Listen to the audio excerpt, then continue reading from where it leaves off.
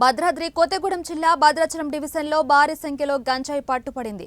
Enforcement అధికారులకు అందిన సమాచారం మేరకు భద్రాచలం ఫారెస్ట్ చెక్పోస్టు వద్ద తనిఖీలు చేస్తూ ఉండగా TN registration Swift Dzire car వెనుక మళ్లింది. అది గమనించిన పోలీసులు దానిని చేజ్ చేశారు. ఈ చేసింగ్ లో 3 వ్యక్తులను అరెస్ట్ చేశారు. వారి వద్ద నుంచి 228 కిలోల గంజాయిని స్వాధీనం చేసుకున్నారు.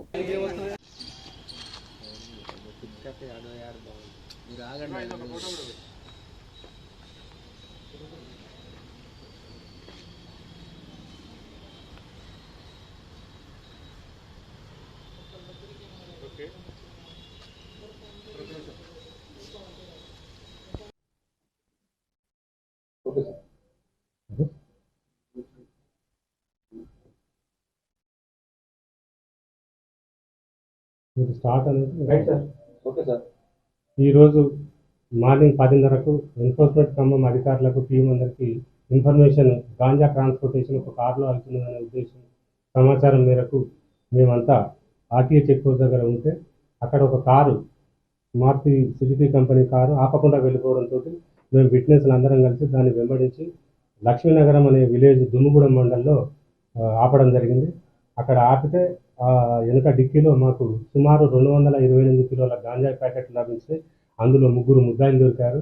ఈ గాంజాయిని సీలియర్లో 3,000 రూపాయలకు కొని చెన్నైకి విజయవాడ ద్వారా చెన్నైకి ట్రాన్స్పోర్ట్ చేస్తున్నట్టు వాళ్ళు చెప్పారు.